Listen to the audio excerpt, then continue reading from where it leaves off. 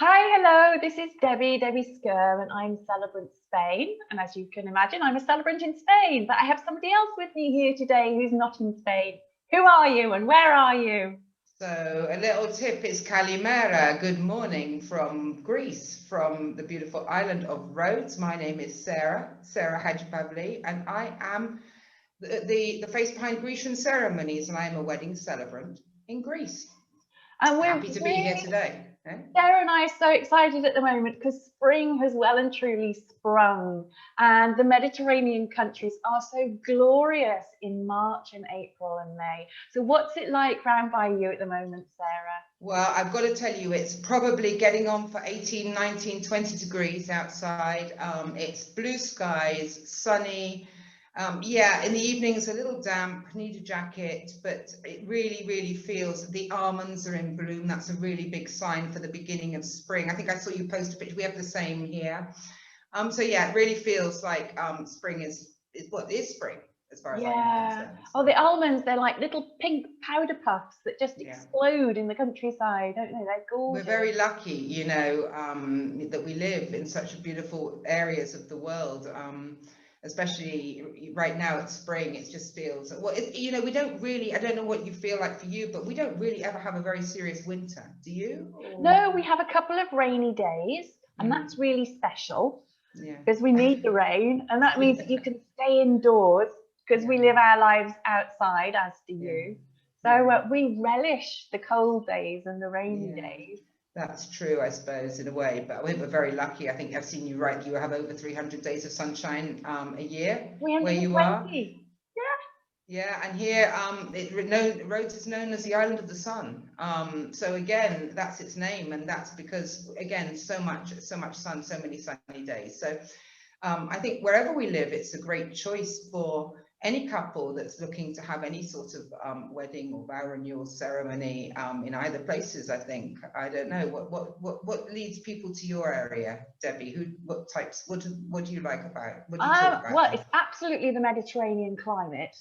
I mean, I live just on the edge of the Costa del Sol, which is the coast of the sun, and I'm actually in the Costa Tropical, which is the tropical coast. So again, those names give the game away, don't they? As regards to climate. So it's the climate, the Mediterranean diet, and the locations that we've got. Because I mean, Greece and Spain have such a tremendous history, don't they? And we have some fantastic architecture. What kind of architecture have you got around by you? Well, I mean, Rhodes is famous for being, you know, a big popular holiday island, but we have so much history on the island of Rhodes. We have one of the oldest medieval cities in Europe, which goes back to the times of the Knights of St. John, which is a UNESCO World Heritage Site. And then, of course, what we've got is really 40 villages, Debbie. They're dispersed across not a very large island with a mountain region, which is even snow-capped in winter. So we have all sorts, from little white village houses to architecture from when the Italians occupied the island. We've got so much history. So Rhodes is a very varied place, I think, unless you actually visit it. You don't really get to see what there really is, because there's lots of beautiful beaches. But for couples that are choosing to come to Greece for a reason, because they love the country, there's so much for them. That's what I like to say. And not a lot of people know, but where I am in southern Spain, at the nearest point, we're only 14 kilometers from Africa. Just 14 kilometers. And that's why you've got the climate then. You are really, you know. It is. It's I don't think people know until they actually get to visit an area or they research where they're going to visit what's available to them. There are many parts of the coast of southern Spain where you can see Africa. You can stand there and you can. I didn't know that. You're informative today. You're really on it. No, that's amazing. Well, I'll see that when I come to visit one of these days. Yeah, every day's a school day. But consequently, we've had Moorish occupation over centuries and centuries, so that's a big influence on the architecture here. We have a lot of Moorish watchtowers on the cliff tops overlooking the Mediterranean, and they are perfect for elopements. Yeah, it sounds amazing. I mean, history, and you've got this glorious vista of the sea sparkling below you.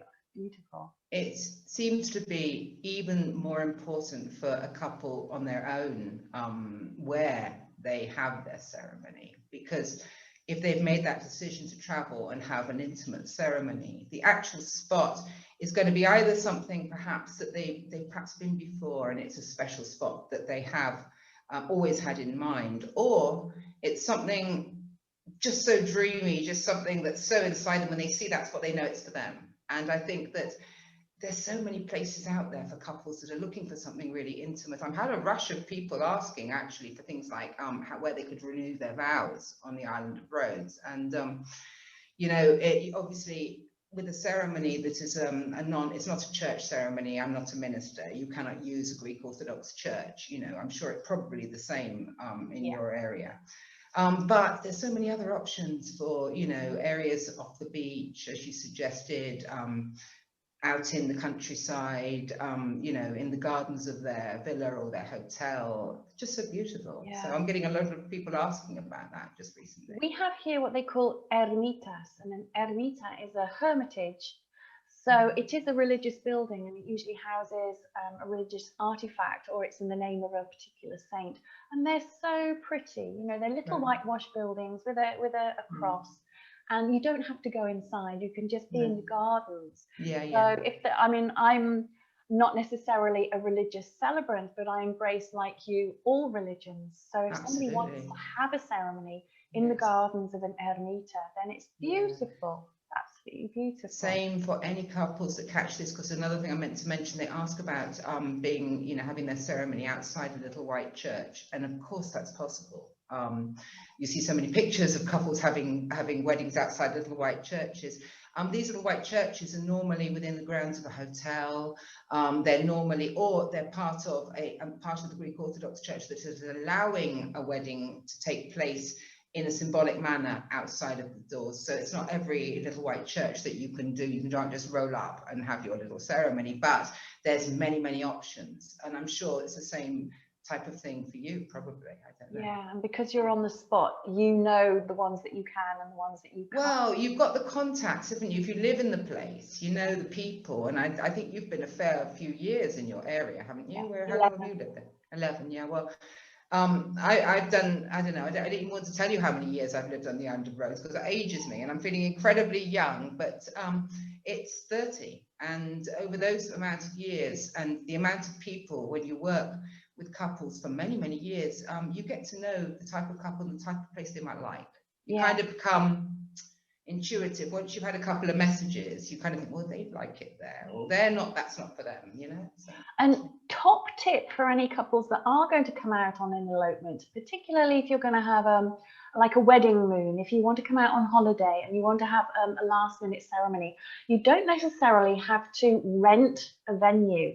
Sarah and I know all the local big venues, and they may well open up a small corner for you, or there could be an historic monument that we know of that we can take you to. It's a public space, and again, we can just claim that space temporarily for our 20-minute ceremony or whatever. A place that comes to mind to me immediately is, again, a UNESCO World Heritage Site at the Alhambra Palace in Granada, which is actually 5 palaces. And 4 of them are free to get into. So I know a couple of really beautiful spots, which is just a little bit away from all the kind of the tourist area. And it's so magical, very intimate and very, very special. You must be Sounds beautiful. And having known you a while now and seen some of your shots and pictures of some of these places that you're talking about, they are amazing. And I think this is the advantage, that if it's a couple, you do not need to, if you don't wish to, take some exclusive venue for hours and hours and hours. If it depends what you want, of course you can if you wish to do that. But if you don't have to. And that in that way, if it's something you're thinking of doing it's last minute, or something that is going to be small but very meaningful for you, then I think either of us will be able to push you in the right direction with people to help you out, or places to do that type of thing. But it's all about the ceremony, really, isn't it? I mean, I think that's been something that I've been talking about more and more, Debbie, because I don't think here in Greece that people know all the options they have. They don't know, because the wedding planning world is used to people wanting legal documentation done on the day as a sort of matter of priority. And really and truly, they're not everybody knows that there's another option to that. And so that's what I'm talking about all the time. So yeah, absolutely. And a lot of people have contracted their legals over the lockdown period, for example, but they've been deprived of the wedding ceremony. yeah. So now you've got your paperwork done and dusted, it's out of the way, you are actually married, but you haven't had your wedding and you haven't had that meaningful moment where you gaze into each other's eyes and you say your vows to each other. And we can help you. We really, really can. We're here, we're on the spot, and we know so many beautiful places. It's when you get that message after you've done that ceremony from the couple and they say, you know, oh, that was just amazing. I don't know how you feel, but it just fills me with so much happiness. I just love it. So, you know, anyway, it's all about the ceremony, and that's what we do. We write ceremonies. How can people contact you, Sarah? All right, okay. So if anybody wants to talk about weddings or any sort of ceremony anywhere in Greece, you can send an email to me at info@grecianceremonies.gr. You can send me a message on Instagram or Facebook at Grecian Ceremonies. I love chatting, so I'm happy to give you any information if I can, and love talking about ceremonies. Yes, you'll just look for Grecian Ceremonies and you'll find Sarah. And if you want to come to Spain, look for Celebrant Spain and you'll find me. So I'm at Celebrant Spain across all the platforms, and my website is celebrantspain.es. So you have to do a .gr for Grecian Ceremonies and a .es for Celebrant Spain. But I put all the details in the comments anyway. So Sarah, I can't wait to talk to you again, because you know what, you've always made me feel good on a it's always a Thursday, isn't it? I love it. I love it. I love it. I love it. I love catching up with you. You're a bright spark in the celebrant world. I enjoy it. Well, right back at you. Okay, well, lots of love to everybody, and don't hesitate to give us a shout if you want any information about weddings at all in the Mediterranean. Bye. Bye.